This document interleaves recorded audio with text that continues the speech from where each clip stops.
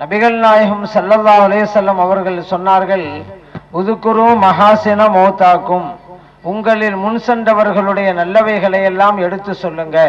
இந்த ஹதீஸ் அபூ தாவூதுல திர்மிதியில பதிவு செய்யப்பட்டிருக்கிறது.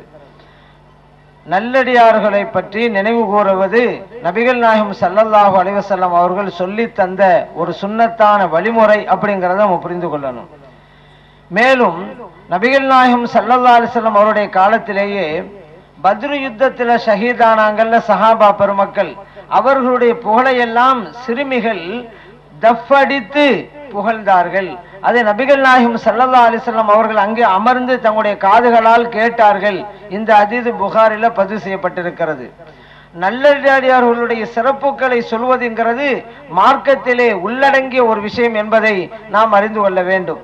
மேலும் நபிகள் நாயகம் ஸல்லல்லாஹு அலைஹி வஸல்லம் இருக்கிறாங்க, சஹாபா பெருமக்கள் இருக்கிறாங்க. அந்த வழியா ஒரு ஜனாசா போகுது, சஹாபா பெருமக்கள்லாம் புகழ்ந்து பேசினாங்க. இப்ப நபிகள் நாயகம் ஸல்லல்லாஹு அலைஹி வஸல்லம் சொன்னாங்க, வஜபத், அந்த ஜனாசாவிற்கு சொர்க்கம் கடமையாகி விட்டது அப்படின்னாங்க. இதுவும் புகாரி தான் பதிவு செய்யப்பட்டிருக்கிறது. நம்முடைய பார்வை விட்டு மறைந்து போன நல்லடியார்களை புகழ்வது என்பது நம்முடைய மார்க்கம் சொல்லி தருகின்ற பாடம். அதற்காகத்தான் இது போன்ற விழாவை நாம் கொண்டாடி கொண்டிருக்கிறோம் அப்படிங்கிறத நினைவில் வைக்க வேண்டும். இன்னொன்னு இறைவன் குர்ஆன்ல சொல்லி காட்டுறான், வதுக்குர் ஃபில் கிதாபி மரியம், நீங்கள் மரியம் அலைஹிஸ்ஸலாம் அவர்களை நினைவு கூறுங்கள் என்று இறைவனை கட்டளை போடுகிறான். மரியம் அலைஹிஸ்ஸலாம் யாரு? ஒரு இறை நேசர். இறை நேசரை நினைத்து பார்க்க வேண்டும் என்பது இறைவனுடைய ஆணை. அப்படியானால் நல்லவர்களை நினைத்து பார்ப்பது நம்முடைய மார்க்கத்திலே உள்ளடங்கிய ஒரு பகுதி என்பதை நாம் புரிந்து கொள்ள வேண்டும். அதனுடைய வெளிப்பாடாகத்தான் இப்படிப்பட்ட விழா நடந்து கொண்டிருக்கிறது. மேலும் இதுக்கு, இந்த விழாவிற்கு உருஸ் அப்படிங்கிற வார்த்தையை நம்ம யூஸ் பண்ணுவோம். இங்க உருஸ் கொண்டாடுவது ஏன் அப்படின்னு கேட்டா, நபிகள் நாயகம் ஸல்லல்லாஹு அலைஹி வஸல்லம் சொன்னாங்க, ஜூரு, நீங்க ஜியாரத்து செய்யுங்க அப்படின்னாங்க. ஜியாரத்து செய்வது ரெண்டு வகை இருக்குது. தனித்தனியா வந்து ஜியாரத்து செய்வது ஒரு வகை, கூட்டமாக வந்து ஜியாரத்து செய்வது இன்னொரு வகை. வருஷத்துல 365 நாட்கள்ல எல்லா நாட்களிலும் தனித்தனியா வந்து ஜியாரத் செஞ்சு போயிட்டே இருக்கிறோம். இந்த ஹந்தூர் அன்னைக்கு கூட்டமாக வந்து ஜியாரத்து செய்யறோம். நபிகள் நாயகம் ஸல்லல்லாஹு அலைஹி வஸல்லம் ஜியாரத்து செய்யுங்கன்னு சொல்லும் பொழுது இப்படித்தான் செய்யணும், கூட்டமா வந்து ஜியாரத்து செய்யணும் அப்படின்னு சொல்லி இருந்தா அப்படித்தான் செய்யணும், தனித்தனியா வந்து ஜியாரத்து செய்யக்கூடாதுன்னு நம்ம சொல்லுவோம். ஆனா நபிகள் நாயகம் ஸல்லல்லாஹு அலைஹி வஸல்லம் சொல்லும் பொழுது தனித்தனியா ஜியாரத்து செய்யுங்க என்று சொல்லி இருந்தா தனித்தனியா தான் ஜியாரத்து செய்யணும், கூட்டமா வந்து ஜியாரத்து செய்யக்கூடாது. ஆனா நபிகள் நாயகம் ஸல்லல்லாஹு அலைஹி வஸல்லம் அவர்கள் ஜியாரத்து செய்யுங்கள் என்று பொதுவாக சொல்லி இருக்கிறாங்க. இதன் மூலம் நம்ம என்ன புரிந்து கொள்றோம்? தனித்தனியாகவும் ஜியாரத்து செய்யலாம், கூட்டமா வந்து ஜியாரத்து செய்யலாம் அப்படின்னு புரியுறோம். மற்ற எல்லா நாட்களிலும் தனித்தனியா வந்து ஜியாரத்து செய்தோம், ஹந்தூர் அன்னைக்கு கூட்டமா வந்து ஜியாரத்து செய்யறோம். அப்படி இருக்கும் பொழுது இந்த வஹாபிகள் எல்லாம் உருஸ் கூடாது, ஹந்தூர் கூடாது என்று சொல்லுகிறார்கள் என்றால், நபிகள் நாயகம் ஸல்லல்லாஹு அலைஹி வஸல்லம் அவர்கள் அனுமதித்த ஒன்றை கூடாது என்று சொல்வதற்கு இந்த வஹாபிகளுக்கு எப்படி அதிகாரம் கிடைத்தது? நபிகள் நாயகம் ஸல்லல்லாஹு அலைஹி வஸல்லம் கூட்டமா வந்து ஜியாரத்து செய்வதற்கு அனுமதி தந்திருக்கிறாங்க. இவர்கள் அப்படியெல்லாம் செய்யக்கூடாது என்று வஹாபிகள் சொல்கிறார் என்றால் யார் இவர்களுக்கு இந்த அதிகாரத்தை கொடுத்தது? மார்க்கத்திலே ஒரு சட்டத்தை சொல்கின்ற அதிகாரத்தை இவர்கள் எப்படி தம்முடைய கையில் எடுத்தார்கள்? மார்க்கத்தை யாருக்கும் சொல்லித்தரனு? இறைவன் சொல்லித்தரனு, இறை தூதர் ஸல்லல்லாஹு அலைஹி வஸல்லம் அவங்க சொல்லித்தரனு. இந்த வஹாபிகள் மார்க்கத்தை சொல்ற அதிகாரத்தை எங்கிருந்து பெற்றாங்க? மார்க்கத்தை இல்லாததையெல்லாம் புகுத்திக்கிட்டே இருக்கிறாங்களே இந்த பிதாத்துவாதிகள். அப்படியானால் இந்த வஹாபிகள் சொல்வது குர்ஆனுக்கும் ஹதீஸுக்கும் மாற்றமானது அப்படிங்கிறத நம்ம புரிஞ்சு கொள்ளணும். இந்த வஹாபிகள் ஒரு கேள்வி வைப்பாங்க, எப்படின்னு கேட்டா, இந்த இறைநேசர்களுக்கு நீங்க விழா கொண்டாடுறீங்க, ஹந்தூர் கொண்டாடுறீங்க, சரி, இவங்கெல்லாம் இறை நேசர் அப்படிங்கிறத நம்ம எப்படிங்க கண்டுபிடித்து கொள்றது அப்படின்னு ஒரு கேள்வி வைப்பாங்க. நம்மால் கண்டுபிடிக்க முடியும் என்பதை நபிகள் நாயகம் ஸல்லல்லாஹு அலைஹி வஸல்லம் சொல்லி இருக்கிறாங்க. எப்படின்னு கேட்டா, சஹாபா பெருமக்கள்கிட்ட நபிகள் நாயகம் ஸல்லல்லாஹு அலைஹி வஸல்லம் சொல்றாங்க, நல்லடியார்கள் யார் தெரியுமா? இதா ருஊ ذிக்ரல்லாஹ், அவங்களை நீங்க பார்த்தா இறைவனுடைய நினைவு உங்களுக்கு வரும். யாரை பார்த்தால் இறைவனுடைய நினைவு உங்களுக்கு வருதோ அவங்க தான் இறை நேசர், வலியுல்லா என்று நபிகள் நாயகம் ஸல்லல்லாஹு அலைஹி வஸல்லம் சொல்லி இருக்கிறாங்க. இந்த ஹதீஸ் பஸார்ல பதிவு செய்யப்பட்டிருக்கு. இறைவனுடைய அடியார், இறை நேசர் யார் என்பதை கண்டுபிடிக்க முடியும் என்பது இறை தூதர் ஸல்லல்லாஹு அலைஹி வஸல்லம் அவங்களுடைய கூற்று. ஆனா கண்டுபிடிக்க முடியாதுங்கிறது வஹாபிகளுடைய கூற்று. நம்ம யாருடைய கூற்றை எடுத்துக்கொள்வது? இறைத்தூதர் ஸல்லல்லாஹு அலைஹி வஸல்லம் சொல்றதை எடுத்துக்கொள்றதா, இந்த வஹாபியர் சொல்றதை எடுத்துக்கொள்றதா? யாரை பின்பற்றணும் இறைவன் குர்ஆன்ல சொன்னான்? இறைத்தூதர் ஸல்லல்லாஹு அலைஹி வஸல்லம் அவங்களை பின்பற்றணும்னு இறைவன் சொன்னானா? இந்த வஹாபிகளை எல்லாம் பின்பற்றுங்கன்னு இறைவன் சொன்னானா? யாரை பின்பற்றினா மறுமையில நமக்கு வெற்றி கிடைக்கும், சொர்க்கம் கிடைக்கும்? இறைத்தூதர் ஸல்லல்லாஹு அலைஹி வஸல்லம் அவங்களை பின்பற்றினா தானங்க சொர்க்கம் கிடைக்கும்.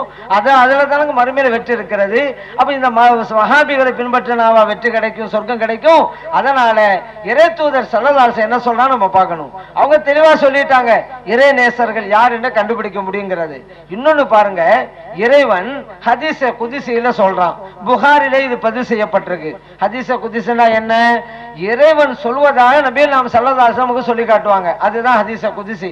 இறைவன் சொல்றான், மன் ஆதாலி வலியன் ஃபகத் ஆதன்துஹு பில் ஹர்பி. யார் என்னுடைய நேசரை பகித்துக் கொள்கிறாரோ அவர் என்னோடு யுத்தம் செய்வதற்கு தயாராகட்டும் அப்படிங்கிறான். இது புகார பதிவு செய்யப்பட்டிருக்கு. இறைவனோட யாராவது சண்டை போட முடியுமா? சண்டை போட்டு யாராவது ஜெயிக்க முடியுமா? இறைவன் சொல்றான், ஏன் நேசர்களை பகைக்காதீங்க, மீறி பகைச்சுக்கிட்டீங்க என்னோட சண்டைக்கு வாங்க அப்படிங்கிறான். இப்போ நபிகள் நாயகம் ஸல்லல்லாஹு அலைஹி வஸல்லம் அவர்கள் இறைவனுடைய கூற்றை நமக்கு இப்படி எடுத்து தர்றாங்க. இப்ப நீங்க யோசிச்சு பாருங்க, இறைவன் ஒரு சட்டத்தை போட்டா அதுல அர்த்தம் உள்ளதா தான் இருக்கும். ஏன் நேசரை பகைக்காதீங்கன்னா, இந்த உலகத்துல இறைவனுடைய நேசர் யார் அப்படிங்கறத கண்டுபிடிக்க முடிந்தாதானங்க இவரை நம்ம பகைச்சுக்கிற கூடாதுங்கிற முடிவுக்கு வர முடியும். இல்ல அது நமக்கு தெரியாது, யார் இவருடைய நேசர் நம்மளால புரிஞ்சு கொள்ள முடியாது, அதை நம்மளால தெரிஞ்சு கொள்ள முடியாது என்றிருந்தால் இறைவன் சொல்லுவானா, ஏன் நேசரை பகைச்சுக்கிறாதீங்க, என்னுடைய வழியை நீங்க பகித்துக் கொள்ளாதீங்க என்று இறைவன் சொல்லியிருப்பானா? இறைவன் சொல்லும் பொழுதே என்னுடைய நேசரை பகைக்காதீங்கன்னு சொல்லும் பொழுதே இறைவனுடைய நேசர் யார் என்பதை நம்மால் கண்டுபிடிக்க முடியும் அப்படிங்கிற நம்ம தெரிந்து கொள்றோம். ஏன்னா நமக்கு முடியாத ஒரு சட்டத்தை இறைவன் போடவே மாட்டான். இப்ப இறைவனுடைய நேசர் யார்கிட்ட தெரியாதுன்னு வச்சுக்கிறோங்க, வல்ல மறுமையில கேட்கறான், ஏன் என்னுடைய நேசரை பகித்துக் கொண்டாய்? நான் இந்த வஹாபியெல்லாம் சொல்லுவாங்க, அது எங்களுக்கு தெரியும் அது இறைவனே அப்படி சொல்ல முடியுமா? அப்படி தெரியாதுன்னு சொன்னா இறைவன் இந்த சட்டத்தை போட்டிருப்பானா? அப்ப இறைவனை குர்ஆன்ல சொல்றான்ல, லா யுகல்லிஃபுல்லாஹு நஃப்ஸன் இல்லா உஸ்ஆஹா. ஒரு ஆத்மாவுக்கு முடிந்த ஒன்றைத்தான் இறைவன் சட்டமாக போடுவான் என்று இறைவன் குர்ஆன்ல சொல்லிட்டான். எந்த ஒரு மனிதனுக்கு முடியாததை இறைவன் சட்டமா போட மாட்டான். இப்ப இதே என்ன புரியுது? இறைவனுடைய நேசர் யார் என்பதை நம்மளால புரிந்து கொள்ள முடியும். அடுத்து பாருங்க, இறைவன் குர்ஆன்ல சொல்றான், யா அய்யுஹல்லதீன ஆமனூ, இறை நம்பிக்கையாளர்களே, இத்தகுல்லா, இறைவனை பயந்து கொள்ளுங்கள், வகூனு மா சாதிகீன், இறை நேசர்களோடு நீங்கள் இருங்கள் என்று இறைவன் குர்ஆன்ல சொல்றான். இறை நேசர்கள் யாருன்னு நமக்கு தெரியலன்னு வச்சுக்கிறோங்க. அப்ப இறைவன் சொன்னது அர்த்தம் இல்லாம போச்சே. இறை நேசர்களோடு நீங்க இருங்க, உண்மையாளர்களோடு இருங்கன்னு இறைவன் குர்ஆன்ல சொல்றான். இந்த வஹாபி எல்லாம் இறை நேசர் நம்மளால கண்டுபிடிக்க முடியாதுங்க அப்படிங்கிறாங்க. அப்ப இறைவன் தேவையில்லாத ஒரு சட்டத்தை போட்டிருக்கிறான். இறை நேசர்களோடு நீங்கள் நட்பு வைத்துக் கொள்ளுங்கள், தோழமை வைத்துக் கொள்ளுங்கள் என்று இறைவன் சட்டம் போடுறானே. இப்ப இதுல என்ன புரிகிறோம்?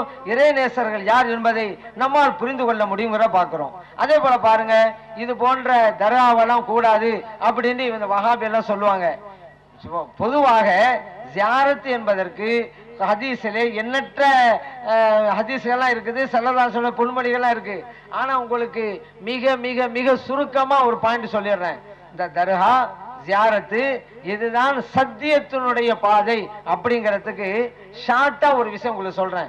நபிகள் நாயகம் ஸல்லல்லாஹு அலைஹி வஸல்லம் ஒரு துஆ செய்யறாங்க. அந்த நேரத்தில் சஹாபா பெருமக்கள்லாம் இருக்கிறாங்க. அது என்ன துஆ? அல்லாஹும்ம, இறைவனே, பாரிக்கலனா ஃபீ ஷாமினா, எங்களுடைய இந்த ஷாம் நாட்டுக்கு பரக்கத்து செய்வாயாக. ஷாம் அப்படின்னா இன்னைக்கு சிரியா நாடுங்க, அரபியில ஷாம்னு சொல்லுவாங்க, நம்ம எல்லாம் சிரியான்னு சொல்றோம். எங்களுடைய சிரியா நாட்டிற்கு பரக்கத்து செய்வாயாக ஒன்னாவது. அடுத்து சொல்றாங்க, அல்லாஹும்ம, இறைவனை, பாரிக்கலனா ஃபீ யமனினா, எங்களுடைய யமன் நாட்டிற்கும் பரக்கத் செய்வாயாக. யமன் நாடு, இப்ப நம்ம இன்னைக்கு யமன் தான் சொல்லிட்டு இருக்கிறோம். அப்ப நபிகள் நாயகம் ஸல்லல்லாஹு அலைஹி வஸல்லம் சிரியா நாட்டுக்கு துஆ செய்யறாங்க, அதே போல யமன் நாட்டுக்கு துஆ செய்யறாங்க. இந்த நேரத்துல சஹாபாக்கள்ல கொஞ்சம் பேர் சொன்னாங்க, வஃபி நஜ்தினா யா ரசூலல்லாஹ், நபிகள் நாயகம் ஸல்லல்லாஹு அலைஹி வஸல்லம் அவர்களே, எங்களுடைய இந்த நஜ்த் தேசத்துக்கு நீங்க துஆ செய்யுங்க அப்படின்னாங்க. ஆனா நபிகள் நாயகம் ஸல்லல்லாஹு அலைஹி வஸல்லம் அதுக்கு துஆ செய்யவே கிடையாதுங்க. ஏற்கனவே செஞ்சாங்கல்ல சிரியா நாட்டுக்கு, அதுக்கு தான் செய்யறாங்க. யமன் நாட்டுக்கு செஞ்சாங்கல்ல, அதுக்கு தான் செய்யறாங்க. அப்போது சஹாபா பெருமக்கள் சில பேர் சொல்றாங்க, வஃபி நஜ்தினா, எங்க நஜ்துக்கு துஆ செய்யுங்களேன் அப்படிங்கிறாங்க. நபிகள் நாயகம் ஸல்லல்லாஹு அலைஹி வஸல்லம் துஆ செய்யல. அந்த ஷாமை தான் சொல்றாங்க, யமனை தான் சொல்றாங்க. கடைசியில சொல்றாங்க, அருமை தோழர்களே, நான் ஏன் தெரியுமா நீங்க சொன்ன நஜ்துக்கு துவா செய்யல? அங்கதானுங்க ஃபித்னா வரும், அங்கதானுங்க குழப்பம் ஏற்படும். வபிஹா யத்லு கர்னு ஷைத்தான், அங்கதானுங்க ஷைத்தானுடைய கொம்பு உதிக்கும். அப்படி இருக்கும் பொழுது நான் எப்படிங்க துவா செய்வேன் என்று நபிகள் ஸல்லல்லாஹு அலைஹி வஸல்லம் சொல்லிட்டாங்க. இந்த ஹதீஸ் புகாரில பதிவு செய்யப்பட்டிருங்க.